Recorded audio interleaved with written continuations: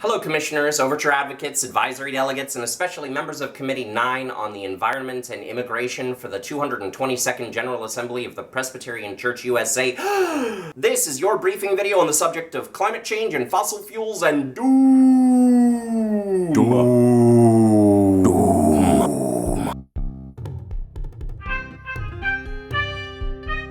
Jokes aside, there are 10 overtures relating to climate change with the input of around 50 presbyteries behind them, as well as the input of every major agency of the national church, including Mertzi and Bope and Oga and Furden and Pilp and Puma and Pipika and Axwoop. Man, we gotta get better on our names in this denomination. All these overtures, all these presbyteries, all these acronyms are weighing in because this is an important conversation. Maybe the most important conversation that we have ever had to face as a species. Son, it's time we had the talk.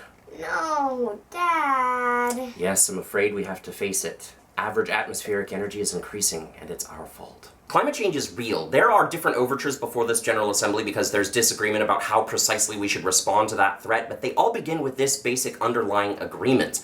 Climate change is real. It is caused by the emission of greenhouse gases from the consumption of fossil fuels, and it is a dire threat to life on this planet in the present and in the near future. But it's hard to wrap your head around the scope of this challenge. It can seem distant and abstract, so let me try to bring it home for you. Last December, the United Nations Framework Convention on Climate Change, or UNFCCC, hey look, they suck at naming things too, met in Paris and reviewed climate change science in detail. They agreed that allowing the average temperature of our climate to increase by more than 2 degrees centigrade above pre-industrial levels would be catastrophic for humanity. So they set some standards which are designed to lower carbon emissions over the next couple decades, a carbon budget, if you will, which has some goals built into it to try to prevent this catastrophe from happening. Note that they didn't try to debate whether the climate will warm. It's already happening. We've already burned enough fossil fuels to increase the average temperature of our atmosphere about 1 degree centigrade. Some of the people who were in Paris held out hope that if the nations of the world acted with incredible haste and perseverance, we might be able to hold the total warming of our planet to about 1.5 degrees centigrade. But most of the experts who were observing the conference didn't think that this was realistically achievable, and so 2 degrees centigrade remained their only hope. And here's why. This yellow circle represents all the fossil fuels currently claimed by fossil fuel companies around the world. This isn't new stuff we have to go prospecting for. This isn't drilling in the Arctic. These are known reserves to which people already own the mineral rights. All they have to do is extract it and burn it.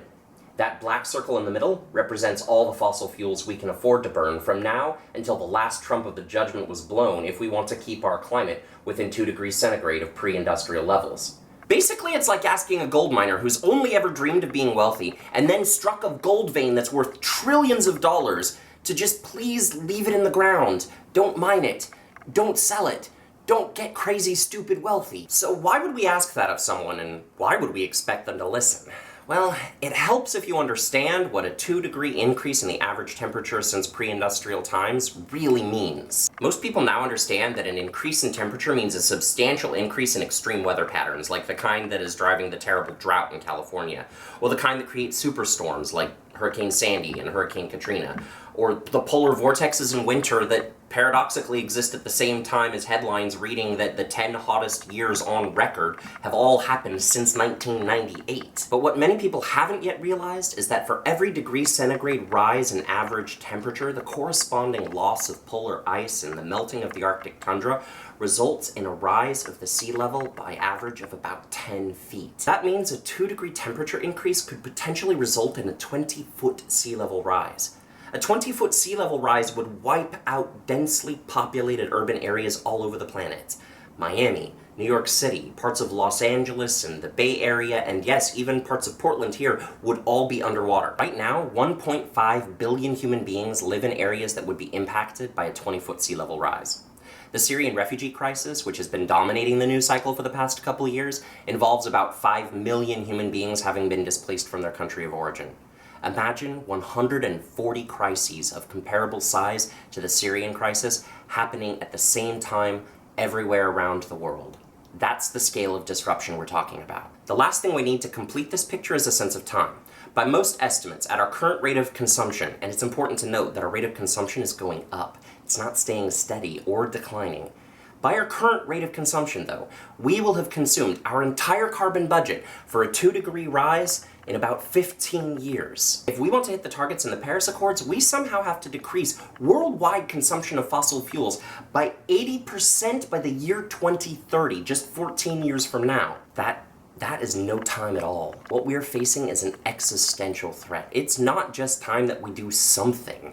It's time that we did all the things. All the things. All of them. Keep that in mind as I turn to the heart of the debate that's going on at this General Assembly. Overture 0901 calls on the PCUSA and her agencies to cease all direct investment in fossil fuel companies and to ensure that within 3 years none of the boards or the foundations directly held or commingled assets includes holdings of either equities or corporate bonds in the fossil fuel companies identified in the Carbon Underground 200 list. The Carbon Underground 200 list is a tool that activists and organizers are using to identify the corporations that hold the rights. In other words, they have the access to that carbon which is currently underground but which we can't afford to extract. In other words, these 200 companies are collectively that metaphorical gold miner sitting on that vein worth trillions and endangering human civilization and life on Earth as we know it if they choose to dig it up. Meanwhile, Overture 0902 and to a lesser extent 0903, 0904, and 0909 call on the PCUSA and her agencies to do other things instead of divestment as a means of countering climate change. My basic response to all these objections to divestment, which I hope you will share with me, is yes. Let's do what the Presbytery of New Covenant and the Board of Pensions and the Foundation are suggesting, and let's also divest, because we need to do all of the things. So you will hear people say that we need our presbyteries and our churches and our individual members to be more responsible in their choices as consumers and to work together to reduce their carbon footprints. Yes, we should do that. And also divest. You will hear people say that we need to be lobbying for a carbon tax because the real driver of fossil fuel consumption is the artificially low price of carbon, caused by our failure to account for the true costs called externality, like loss of biodiversity and pollution and climate change. Yes, we should do that.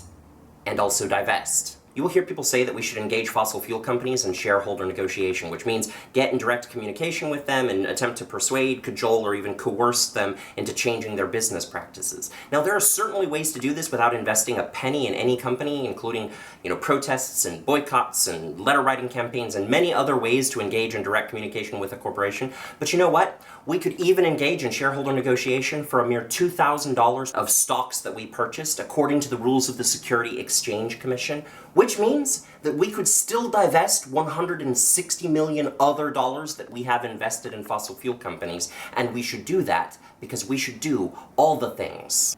My dearest Presby nerds, I feel pretty safe calling you that if you've watched this far into a video briefing you about General Assembly. There will be some temptation while you're at GA to wonder if anything that we do as a denomination matters. You may wonder if we're too insignificant to have any long-term impact on climate change, and you may wonder if the controversy decisions like this can cause in the church are causing more pain than they're worth. To both of these concerns, I hope that you will ultimately reply that neither success nor quietude is what the Holy Spirit demands of us, but faithfulness. It's wrong to wreck the climate, and it's wrong to profit from that wreckage.